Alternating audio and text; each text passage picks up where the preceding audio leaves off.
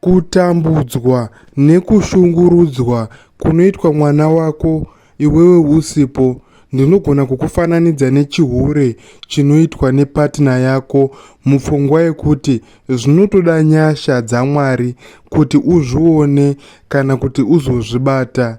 Nekuti mwana wako anogona kutosvika pakukura achibatwa zvisina kunaka iwewe usina kumbozviziya, kungofanana nepatna yako inogona kungokuhurira yotosvika pakuritaya kutonita nechihure iwewe usina kumbozvibata kuti munhu wako akakuhurira.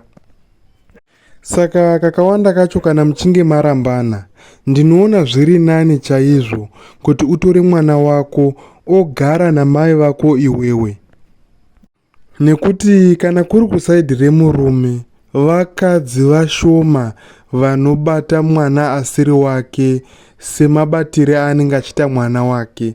Vakadzi vashoma shoma vanogona kuenzanisa rudo pavana, pamwana waakazvara iye nemwana wemukadzi akaenda wemurume wake. Chinhu chamunofanira kungoziva ndechekuti kana muchinge marambana, musaita zviya zveshayisano zvaizvai zvekuda kurwadzisana nekutorerana vana. Iwewe unonatsoziva munhu wako, zvakafanana nekuti murume ndiwe waramba mukadzi, asi unonatsoziva kuti uyu mukadzi uyu problem yake ingori pachihure chete, asi vana anogona kuvabata zvakanaka.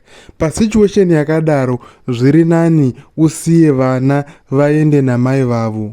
The same kumukadzi, unogona kuziva kuti murume wangu uyu ane imba yakanaka, ane hunhu hwakanaka, hungotangotadza kuwirirana hedu, asi ndakamupa vana vangu anogona kuvabata zvakanaka. Zvinenge zvitori nani kuti usiye vana vako vachigara nemurume iyeye kana kuti vachigara nemukadzi iyeye wawarambana naye, nekuti anonga achikwanisa kubata vana ivavo zvakanaka nekuti vana vake.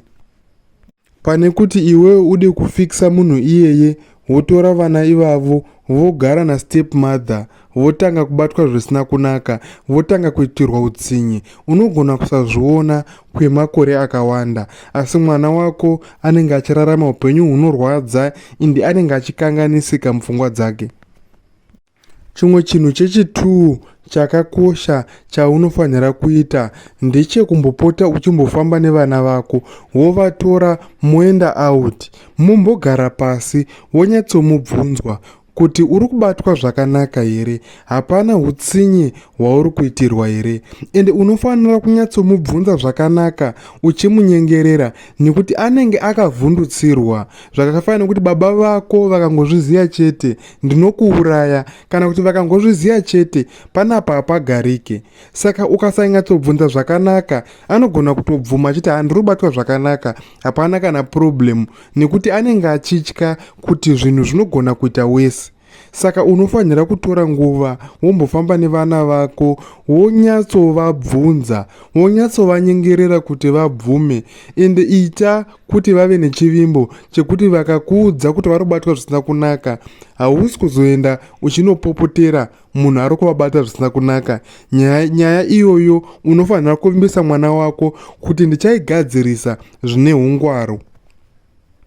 Vanhu vakawanda vanongogumira pamufaro waanoona vana vake vainawo achinge abva kubasa, pakutoti vana vangu vari kubatwa zvakanaka, kana kuti mukadzi paanombovhizita kumba oona twana turi kufarafara ototi vana vangu vari kufara. Kakawanda kacho mufaro iwowo unogona kunge uri wefeki, nekuti vanenge vazviziva kuti waakuuya, vana vogadzirirwa, vogezeswa, vototsonywa kuti ukangochema chete ndiri kukurova. Sezvandambotaura kuti kutambidzwa kwemwana wako kunogona kungofanana nechihure chepatna yako, chekuti unongozvoti muri kusekererana muri pamwepo, asi munhu wako achitodanana nemumwe munhu. Kana ndogona kuzvifananidza nemushandi wako, waunongotoyemura kuti mushandi uyu ari kushanda nesimba asi achikubira. Ndizvo zvimwe chetezvo nekufara kwaunoona kuchita vana vako kunogona kukuri kufara kwefeki, kufara kwekugombedzerwa. Saka tora nguva yako ubvunze vana vako. Stage iyoyo katatu pagore mubereki anoda vana vake haafaniri kuijamba. Vana vako ngavakutaurire vega kuti tiri kubatwa zvakanaka kana kuti tiri kubatwa zvisina kukodzera. Ende kakawanda kacho usavaitisa nharo. Kakawanda kacho chavanenge vakuudza vana vako ndicho chokwadi ichocho. Usazoda kuita kubvuma zvauri kuudzwa nepatna yako iwewe.